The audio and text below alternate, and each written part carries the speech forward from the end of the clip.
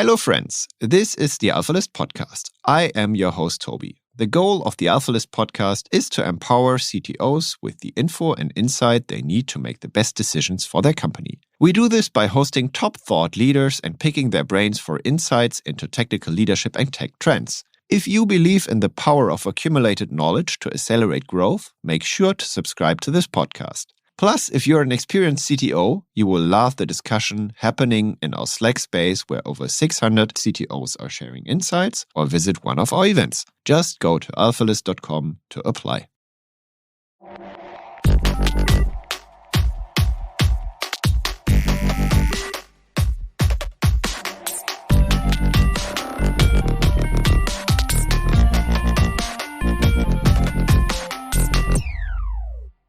Welcome to the Alphalist podcast. I am your host, Toby. And today, I would say I have one of the most influential creators I ever had on the podcast. He is a professor these days teaching computer science at Columbia University. And he invented something magic, I would say, and very powerful in the year 1979. The year 1979. It's Bjarne Stroustrup, and he invented the language C++.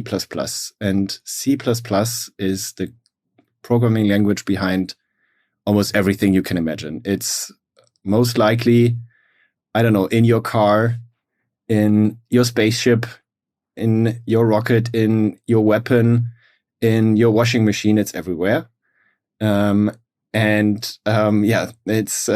It's fantastic to talk to you, Bjarne. Welcome to the podcast. Thank you very much. I guess some people will also take notice of the fact that it is in your Java virtual machines and your JavaScript engine. So you can't escape it just by picking another language. Yeah, most likely the stuff we use here, the browser and everything in the underlying system. I use macOS. There's a lot C++ involved, so it's really everywhere. That's right. Some of the graphics there, and of course the browsers mostly. Okay, but you look like a normal guy. Once upon a time, I had a problem and I needed a tool to help solve it, and I built it. That's about it. I'm a practical guy. I'm a systems guy. I'm not really a language geek as such, though I had to learn a lot of that to serve my users. I was working at Bell Labs at the time, so I was doing industrial research. And after decades of that, I went to academia. After academia became a bit stale, I moved to finance for a few years to learn about ultra low latency and high volumes. And now I'm back in academia again. I think that mix of practical and academia is actually important for what we're talking about. And of course, I did not finish C++ back in 79. I've been working steadily to keep it a good tool for a lot of people these days, mostly in the ISO committee. And like before your job at Bell Labs, like what is your actual nerd path? How did you get into this fascinating world of computer science? Actually by mistake. I wanted to do applied math. And in those days, the word computer wasn't in the Danish word for computer science. It was called datalogi. And so I thought I signed up for applied math. And well, it turned out that it was computer science, and I encountered programming and machine architecture and never looked back. And it was probably good because, like many young people, I wasn't quite as good as math as I thought I was. And then you kind of got into the fascinating world of algorithms. Like, what was your tool of choice? Your tool of choice back then? In in those days, languages were much simpler. So I learned quite a few of them, and I was into microprogramming. Once I needed to run some BCPL, and so I built an interpreter for that in microcode so that I could run it. So my main tool actually was very close to the hardware. I financed my master's in Denmark by writing assembly code. And then I slowly worked my way up through the abstraction layers in languages as I needed to handle more complex problems. And was that why did you want to become more abstract, or to build something more abstract? I mean, C++ is, if you compare it to C, for example, has a lot of concepts that allow a lot of abstraction, and it's still very powerful. Why did you do that? Actually, there was a very concrete problem I wanted to do. My PhD was in distributed systems, and when I went to Bell Labs, like many young PhDs, I wanted to do something that sort of was a follow-up on what I've done for my PhD. So what I did was to start planning to build a distributed system. And for that, I needed two things. I needed something really low level, close to the hardware, to do memory managers, process schedulers, device drivers, things like that. But it was also clear to me that building a distributed system, you had to have a higher level. You have to be able to say that a component of the system was over here and a component of the system was over there. So you had to be able to define what a component of the system was, and you had to be able to define exactly how they communicated, because you couldn't just have them poke into a bit of memory. Then you would have to synchronize, and they would have to share the memory and all of that. So I needed two things. I needed something really good at low level and something that allowed me to abstract. C was the obvious choice for the low level stuff. I had Dennis Ritchie and Brian Kernighan down the corridor and could go and get the world's best support. And while in Aarhus, where I was studying for my master's, Christian Nygaard used to come as a visiting professor. So every month I got to talk to him about programming, object-oriented programming, abstractions, and things like that. And so the obvious thing was to use C and Simula, but you couldn't have both languages because then you have trouble communicating between the languages. So I took the object-oriented concepts, classes, class hierarchies from Simula and put them into C, thereby speeding them up so that you could actually afford to use the abstraction mechanisms. A lot of the languages at the time and today that allows high degrees of abstraction doesn't always also allow you to run efficiently on various forms of hardware. And then you realized, okay, I created a new language, and you publish it, or like, how did that evolve? Initially I thought I was just building a tool. And then I realized that tool obviously was a language. And then my friends started using it. I actually had real users half a year after I started. And at some point, I realized I'd become a tool maker and a support person for people building interesting things, like simulations of networks to find better algorithms for handling high loads and things like that. And the first implementation was quite primitive. And after a couple of years, I realized that I either had to stop this project or I had to improve it. If I stopped it, I let my friends down. Couldn't do that. And so I had to make the language better. And so I did.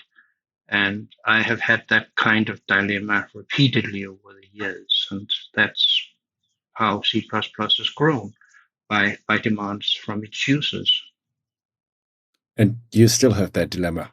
I still have that dilemma. I am talking to people in the industry, in the standards committee, about where we should go after C++ 23. What are the challenges of the future? What are the big picture of that we have to fit our improvements into? What's the direction that we should go? And what is the future? Basically, the idea is still the same. Really good use for hardware and really good abstraction. And we can do both things better. Today, hardware is changing more than ever. It's certainly changing much, much faster and much more interesting ways in the last 5-10 years than it's done the previous couple of decades. So we have to stay close to the hardware. And we also can do better with abstraction. We got some really good stuff in C++ 20, like modules and concepts. But I would like to see some static reflection. There's also work on a more general model of concurrency that will help both with the abstraction and with the access to interesting hardware. When I say interesting hardware, I mean as a CPU, you can go down to the GPU, you can dig deeper and use FPGAs and things like that. That's very specialized, but somebody has to do it. So static reflection is a good idea. Better modeling of hardware is a good idea. Those are the two things I'm thinking most about. That and strategies for using C++ that guarantees type safety, memory safety, that kind of stuff. I've been working on that for years, and we can now do it. The question is, how do you scale it to millions of programmers and multi-million line code bases? What do you think if you look at other languages such as like JavaScript that don't come with type safety, for example, by default, or like even worse, maybe. I'm a Ruby fan, and it comes with duck typing. Yeah. Do you like this actually, or like do you get inspiration from that as well, or how do you? It's not my. How do you look at that? It's not my world. I think people make a mistake when they think programming, coding is one thing.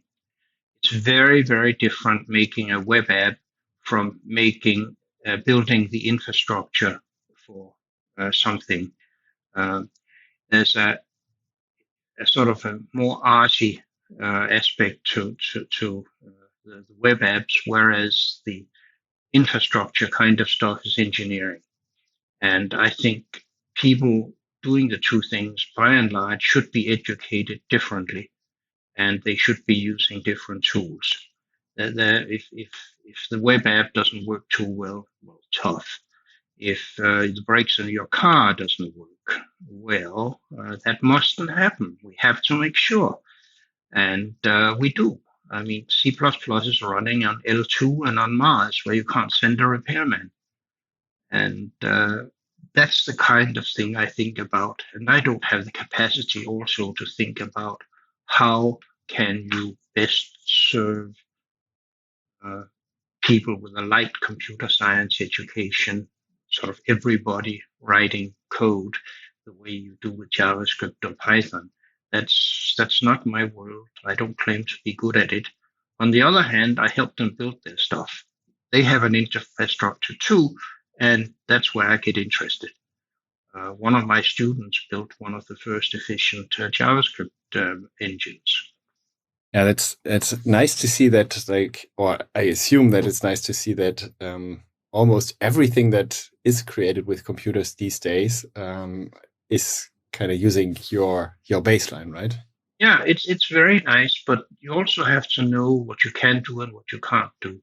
So, for instance, I know very little about data science or AI, machine learning, um, and that's not usually done directly in C++.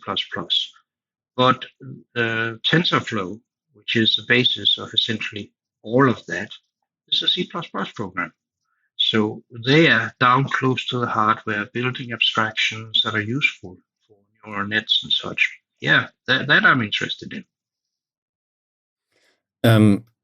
I'd like to go a bit deeper into the why, and understand a bit more what motivates you to still continue with C++. I mean, obviously, like having a lot of applicants is, I think, like a big motivation. But is there anything you think is worth changing if you look at like other languages, or back then, if you looked at other languages? Was there like a fundamental thing that you wanted to change, and you wanted to drive in the first years, or how did that come? It was not something I wanted to change, and it was just something I wanted to build. And the tool for building what I wanted didn't exist. So I had to build it. This low level plus high level stuff is the fundamental ideas. Good at hardware, good at zero overhead abstraction. That's the foundations of C++. There was lots of languages, dozens that could do the low level stuff. C was just the obvious one for me to choose. There was lots of languages that could do high level stuff, starting with Simula, the origin of the object-oriented programming stuff, but they were unaffordable on small computers and for high performance computing, and they couldn't touch hardware. So I felt I had to merge those two ideals. So that's where C++ goes, and this is what I try to do better as hardware and applications evolve. When you have more complex systems, you need more abstraction. When you have to use hardware very efficiently, as you have to do in a server farm or in a smartwatch, you need something that's good at the low end. And isn't efficiency typically something that works against abstraction? I mean, isn't it somehow? Exactly. It is something that usually works against it, but it doesn't have to. Some of the most efficient stuff comes by having the right abstractions represented in code, and then you can tweak the implementation, or if it's clean enough, the optimizer can understand what's going on and do a good job at it. And in C++, what is the key concept that enables that? It's the class, the user-defined type, and you can have parameterized classes, that is generic classes leading to generic algorithms that allows you to write code that is widely applicable. But it is a user-defined type. It provides an interface between its users and its implementation details, so that you can optimize behind an interface without affecting the users. And then, of course, you build types upon types. But since they're very efficient, the cost of going through several levels is close to zero. So essentially object-oriented programming. Yes, in a rather modern form. A lot of people who talk about object-oriented programming thinks about large class hierarchies with lots of dynamic resolution. C++'s strength is it can resolve a lot of things at compile time. If you can compute the answer before you even start executing, then you can run fast. And in many, many cases, you can, because a lot of the information doesn't change dependent on the input data. And so you want to reduce the dynamic tests, the dynamic checking, to things that really depends on input.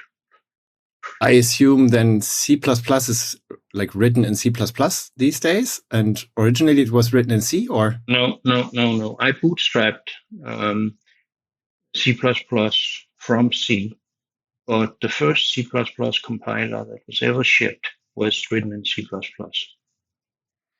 It's fascinating. And some of the compilers, these C++ compilers these days, are written in C++. I think they all are now. One of the interesting things is that the C compilers now are written in C++. Because there's C++ better abstraction. It's better at writing complex software like compilers. And that means that C++ in most cases, or a lot of cases, is also more efficient than C then? Oh, yes. As I said, we are very good at computing things at compile time. Anybody who has to actually do unnecessary computations at runtime are going to be slower. There's examples of C++ beating Fortran in dense matrix, dense linear algebra, which is its domain. And there's cases where C++ does better than C for system programming. I'm not saying that every program in C++ is efficient. That would be absurd. Because not everybody needs to optimize to that extent, and it would be a waste of time to spend a lot of time really doing the optimal tuning of a piece of code that doesn't need to. If you have plenty of resources and plenty of time to calculate the answer, you just write less tuned code, and you can do that too. But if you need to tune things, you can. If you look at, I don't know how much you are. I mean, most of my listeners are somehow from the web world. If you look at that world and the ideas of, like, in a way, it's like decoupling and decoupling and decoupling and decoupling, and concepts like microservices came up. If you look at that, it must feel like a very inefficient way of working. Is that, or what do you think if you look at that world? It is very inefficient. The question is, do you need the efficiency? If you use microservices, you have an overhead, and you may have problems with reliability as individual components get changed. It's really hard to do error handling and guarantees of correctness in a system where the parts are totally independently created and then put together without a common framework.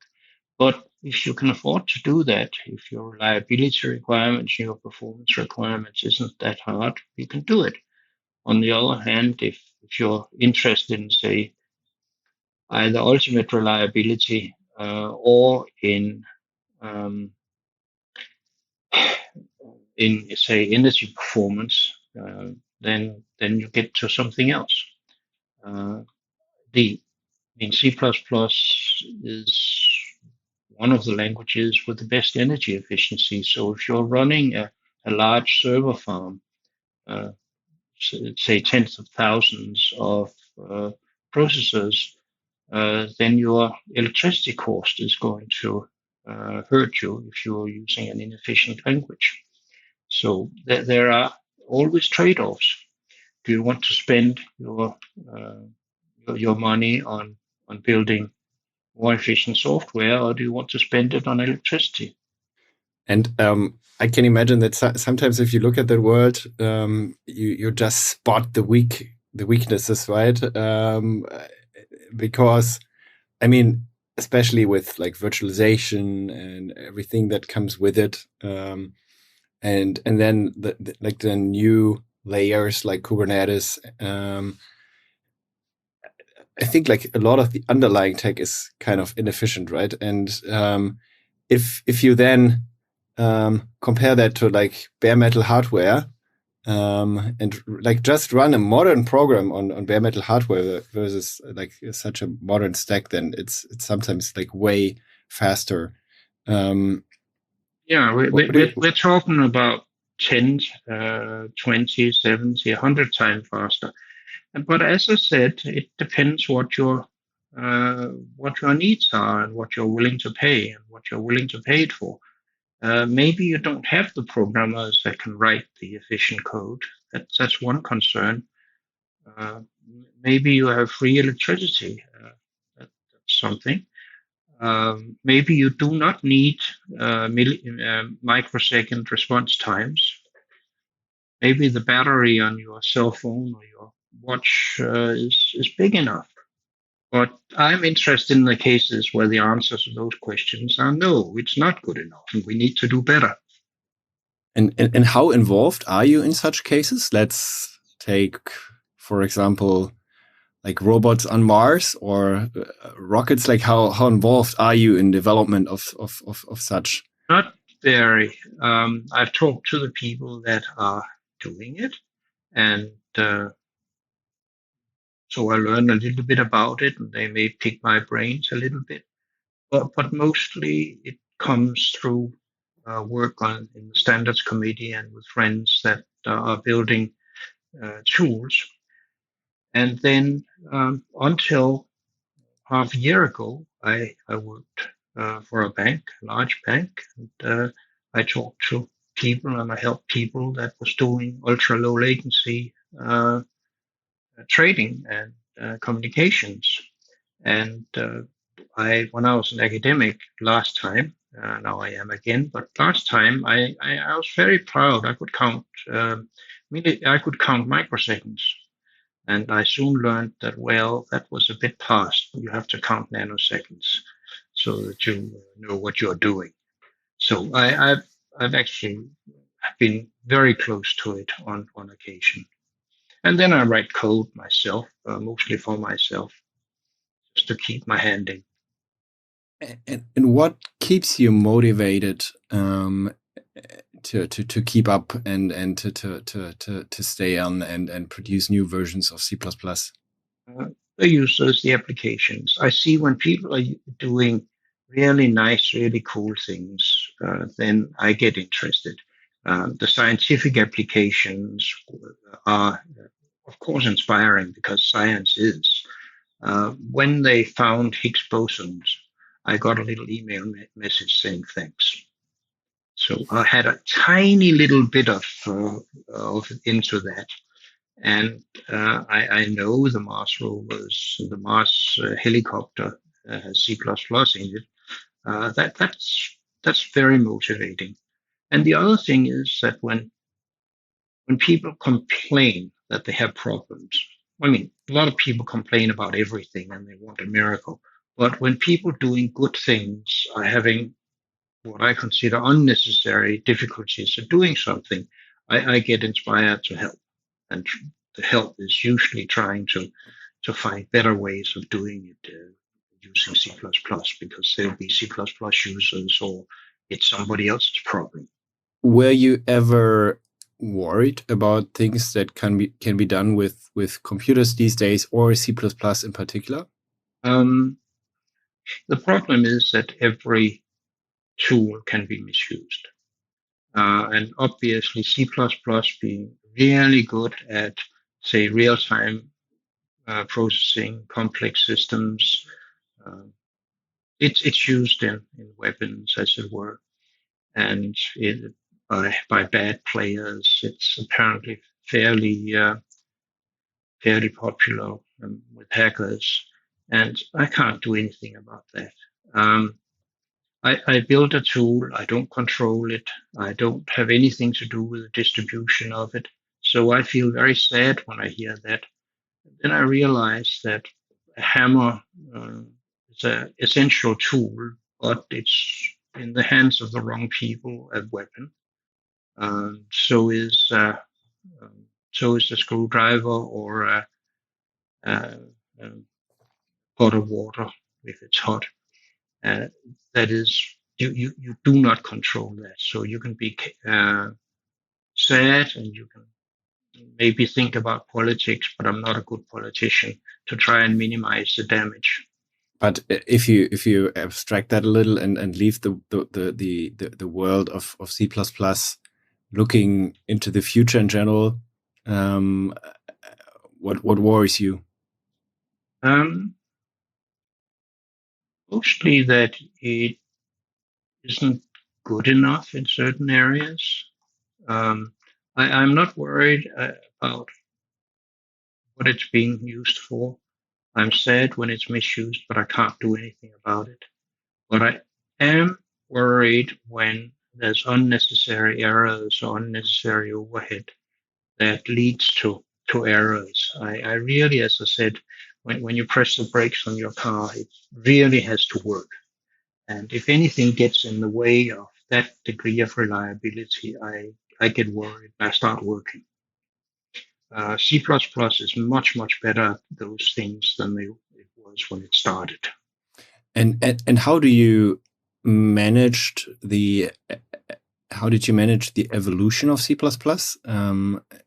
I think and I talk. I am not a dictator of anything. I don't have anybody I can tell, you go and do that. It is all persuasion. That is, if I can outthink or out-talk others, then we get then we get improvements. And but like more practical, like how do you manage that C++ develops into the right direction? You mentioned a standards committee. Is that how you? I'm on the standards committee. I've served there for decades. And in the standards committee, I hang out in the evolution group that discusses where the language is going. And I'm part of the direction group, which is a small group of people that has made major contributions over the years that writes a document that suggests which direction we're going to do and keeps it updated. So that's the way, the formal ways that it works. But the C++ Standards Committee is a huge organization, very hard to manage. I would say that it isn't managed. We have had, 350, 500 members, and we work on consensus. We don't want any votes that goes 52 versus 48 or something like that. We really prefer 90 to 10. That's deemed consensus. And that way you don't get as many diversions and confusions. It also delays things. The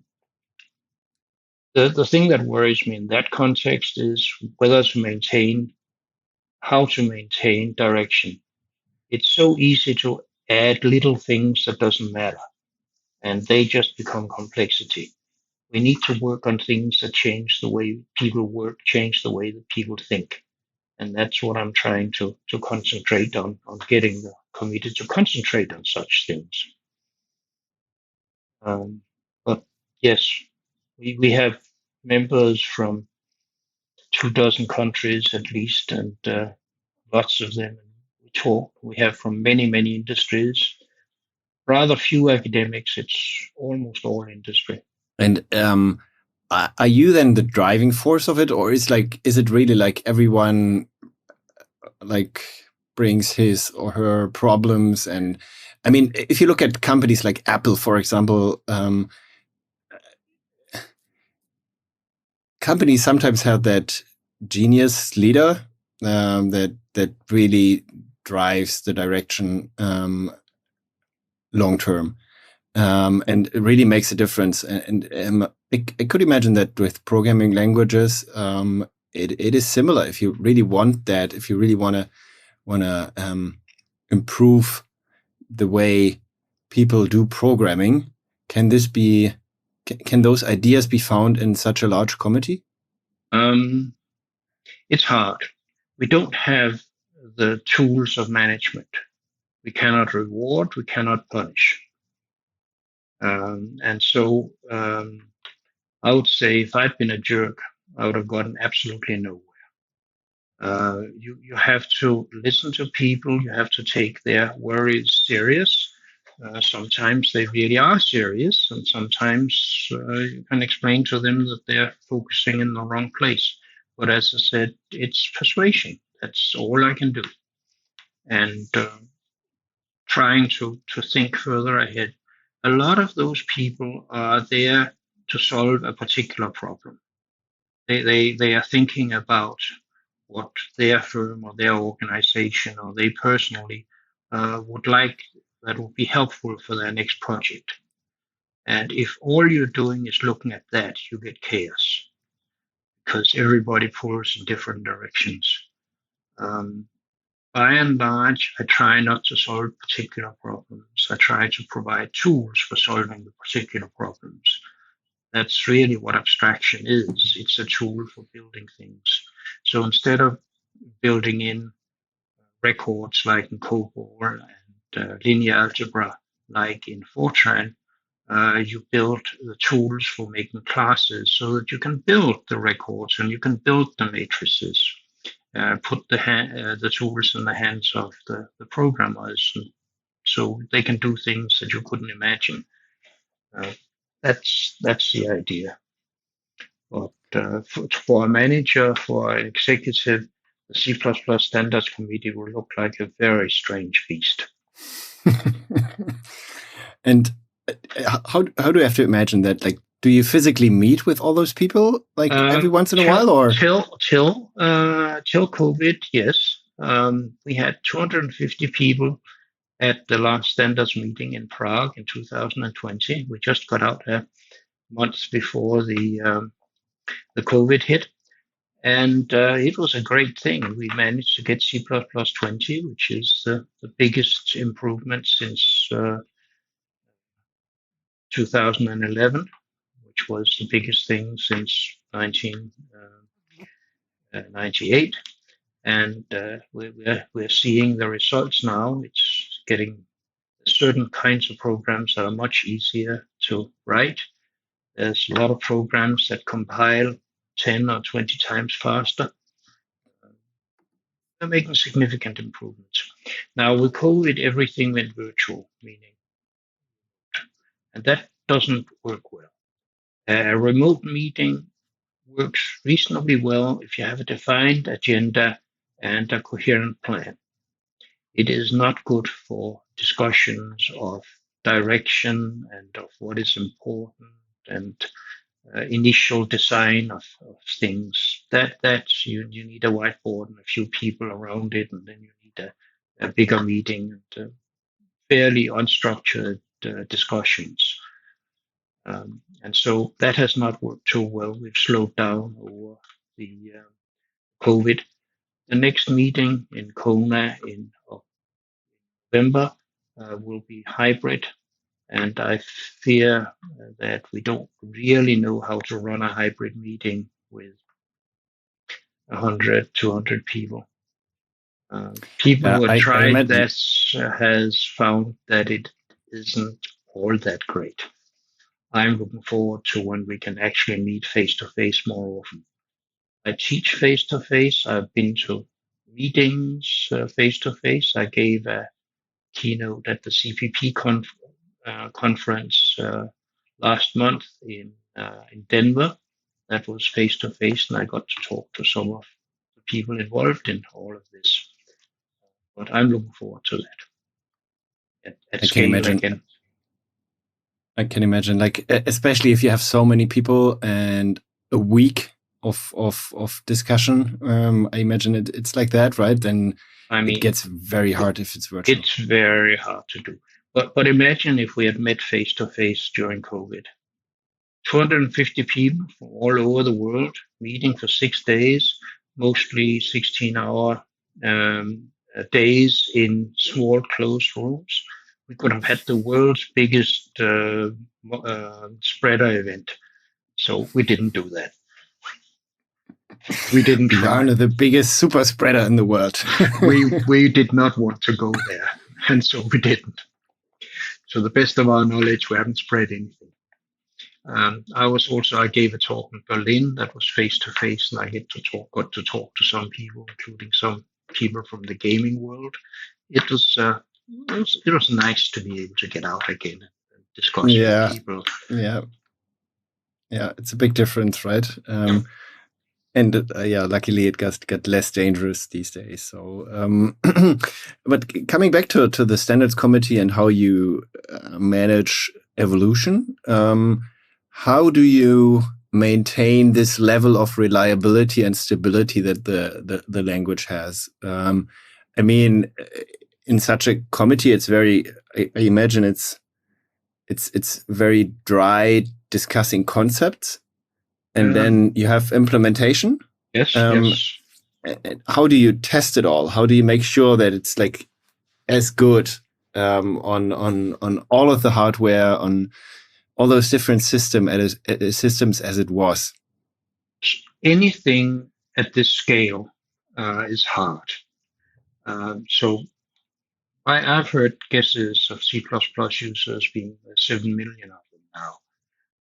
I cannot document that number, but that's what I hear from people who claim to be able to prove it.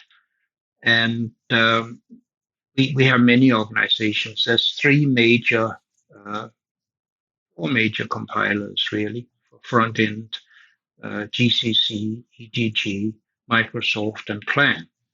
And the compiler writers for those discuss things about what is the right way of interpreting the standard, where does the standard has to be changed. So basically, it's a bit like what you do in high reliability systems. You have multiple implementations, and then you vote on who's right. Except we have 4 of them here. That's one way of getting it in scale. We don't have formal proofs because nobody can do formal proofs at this scale. Then we have test suites.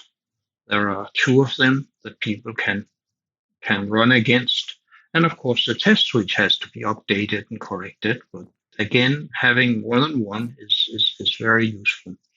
And then you have lots of people poring over the standard text and people running tests of their code on their compilers before they get shipped. And then there's many back-end systems, like Intel has their backends, for instance, for their hardware. NVIDIA has backends for their hardware, things like that, specialized, not just the general stuff that you can get in. Also, GCC has a lot of specialized backends. And again, that comes in the hands of the users.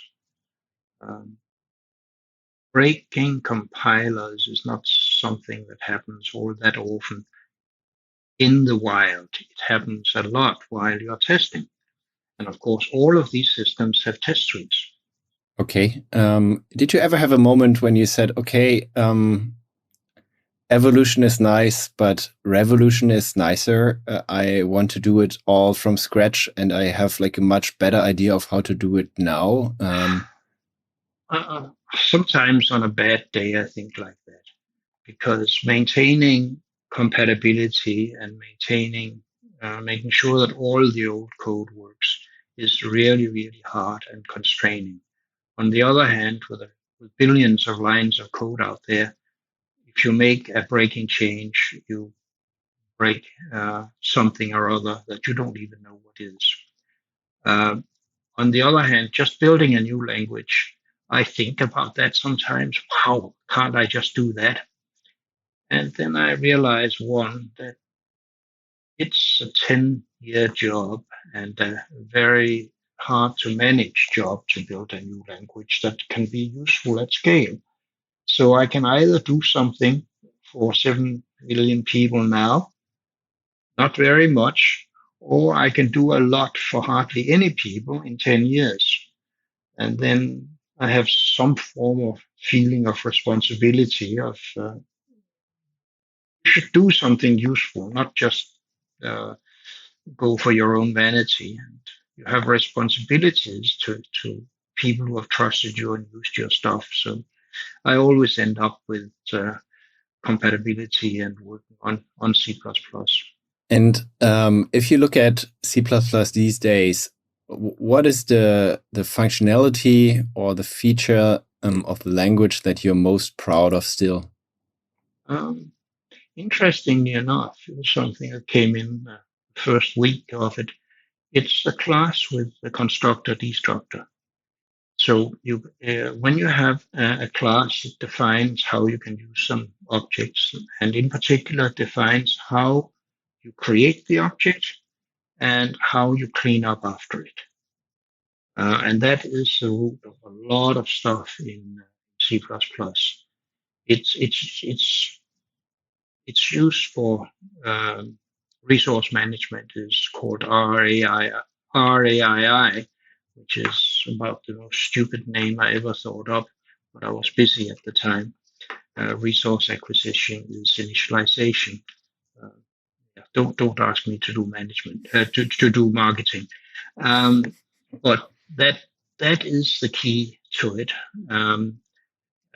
Of recent features, something I had a major hand in, something called concepts, which defines interfaces to generic code, which we got in C++ 20 after having used it for years in sort of experimental settings.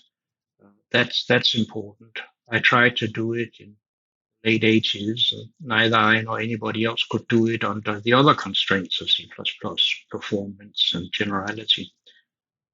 The other thing that's coming out that I have a little finger in, but only a little, is something called modules that cleans up the source code and gives us major improvements in compile times. By major, I mean, say, 7, 10, 20 times faster. That's significant. People will have to drink less coffee because they don't have to wait for the compilations. Which is very important for developer productivity, right? Exactly. And also development build times can be very unpleasant. And they will now improve significantly. And what is different in modules if you compare it to like namespaces? Namespaces helps also. They're different. Modules simply limits dependencies so that you know what is dependent on what. And once you know that, you can simplify a compilation dramatically. The include model from C means that you get massive amounts of information given to the compiler, and the compiler doesn't know what might have changed. And therefore it has to look at it again and again and again. And so in a large program, you might have to look at a header file 100 times and use precompiled headers and things like that to cut it down, but it's still a mess. The modules, you know exactly what you have. If you import A followed by import B, it's exactly the same as import B followed by import A.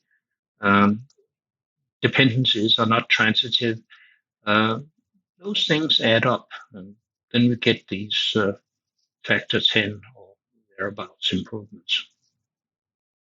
Which is crazy, right? That you have developed something initially in 1979, and now you still get like factor 10 improvements in its performance in a language that already has been known for performance quite a lot. This was compile time performance. Yeah. One of the reasons the header files and the dependencies got out of control was people put more and more into the compile time.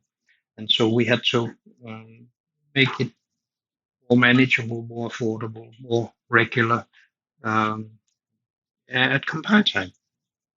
So we did. I can imagine that also, like with adding a lot of macros and stuff like that. I hate macros. It gets very messy.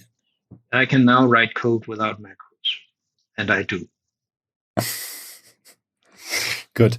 And if you zoom out a little and look into like other languages that got more popular in the last years, let's say Go, for example, or Rust, do you sometimes think, okay, that's a good idea, and also a slightly or an interesting approach to things, and you borrow some functionality there, or ideas, or I think borrowing directly doesn't seem to work, because any individual feature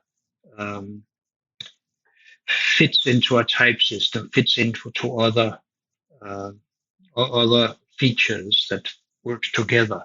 You want a sort of a dense network of facilities that works in combination. So you can't just take something. But C++ has some weaknesses in tooling. For instance, I really would like a better package manager, fairly standard, at least a standard interface to package managers. You have things like Bazel and Conan, but they're not standard, and that would be better. One thing you have to remember, these languages are popular. You hear a lot about them, but it actually appears that C++'s user community grows faster than such languages put together. It's easy if you have hardly any users to grow by a higher percentage. Growing from 5 million to say 7 million is not a dramatically large percentage. So if you also, people talk about the new languages, much more than they talk about older languages. So measures that basically measure noise, like TOB, will always overestimate the use of newer things. Yeah, obviously, it's always the new and shiny thing on the other side of the road, which, like in a lot of phases, a lot of moments, is identified as wrong later, right? Yeah, we know the problems with something like C++, and so everybody can criticize that and complain. We don't know the problems of Rust and Go if they start moving into new domains. A lot of the complexity, a lot of the problems with something like C++ is in the breadth of its use.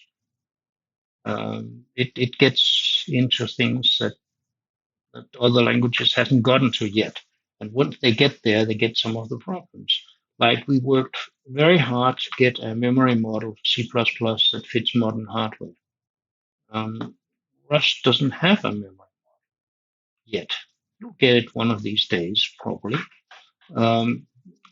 There's actually an interesting story there. When we needed a formal memory model for C++ to standardize the concurrency mechanisms that we've been using for years, decades, we thought, at least I thought, that hey, Java has got a good one. Let's take it, and that would be an example of learning and taking facilities from another language. It was definitely inspiring, and so turned out that I think it was Intel and IBM came and said, no, you can't do that. Because if you take the Java memory model, you will slow down our JVMs by a factor of 2.5 or something like that. In other words, if C++ had the same relatively simple and clean model as Java, all Java would slow down significantly. And I mean, you just don't do such things. That's not right. And so it took 2, maybe 3 years to build a memory model for C++ that allowed the very highly tuned and very highly optimized code to actually work as fast as the hardware allowed. And that, of course, is being seriously criticized for being too complex. It's not as clean and simple as the Java one. Yes, that's right. It's actually what allows the Java one to be clean. But and of course, it took a long time. People criticized the committee for being too slow, but we had to solve the problem, the real problem. I'd like to sneak into that committee meeting once, maybe in the future. That sounds. I mean, you know the old saying, you don't want to see how sausages are made, but it would be interesting. So, as an outro question, I still brought like a little surprise for you. So, on my MacBook here, I have an unofficial version of GPP, and it comes with a macro called Time Machine. And as you love macros, we're going to use it now. And I wrote a little program in C++, and I now run make, and like I instrumented the macro to bring us back to the year 1979, and that was the year when you were working for Bell Labs on the first version of C++. And we now like I hit make and run make, and we now travel back in time to that particular year, and we see your young self working on the first version, and we observe yourself for a little while, and you now have the chance to whisper something into young Bjarne's ears. What would it be? I actually give that time machine question to my students. I think first of all, you have to go back and talk to Dennis and get him to have a linear syntax and stop the conversion rules for the built-in types. For me, tell me how to do concepts. I will need it in about 88, and I knew that I would need something like that. And it was very hard to implement, or? No, it was very hard to think about. I just I needed something that had good interfaces, could do things beyond what I could imagine, and would run as fast as basic hardware would allow. And nobody, including me, knew how to do it. Now we do, and I actually am sure that even in the earliest days, I would have understood this was important, and it would have simplified the work on C++. Maybe not in 79, but certainly after 85. Okay, that's a good answer. And warn me that this stuff would actually become a major thing. That's a good answer.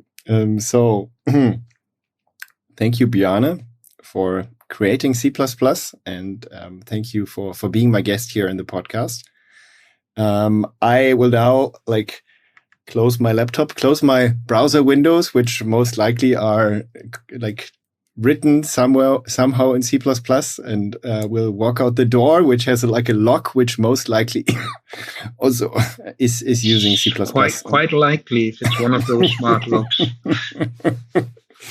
So that will be hard to get out of my head again. And the good thing is that now I can connect it to someone, to a person I know on the other side of the world in New York, that built this all. And I'm really proud that you've been my guest here. Yeah, thank you very much. And remember, it's not just me; it's lots of people who's worked on this. I will. Yeah. Thanks a lot. Bye. Thank you for listening to the Alphalist podcast. If you like this episode, share it with friends. I'm sure they love it too. Make sure to subscribe so you can hear deep insights into technical leadership and technology trends as they become available. Also, please tell us if there is a topic you would like to hear more about or a technical leader whose brain you would like us to pick. Alphalist is all about helping CTOs getting access to the insights they need to make the best decisions for their company. Please send us suggestions to cto@alphalist.com. Send me a message on LinkedIn or Twitter. After all, the more knowledge we bring to CTOs, the more growth we see in tech. Or, as we say on Alphalist, accumulated knowledge to accelerate growth. See you in the next episode.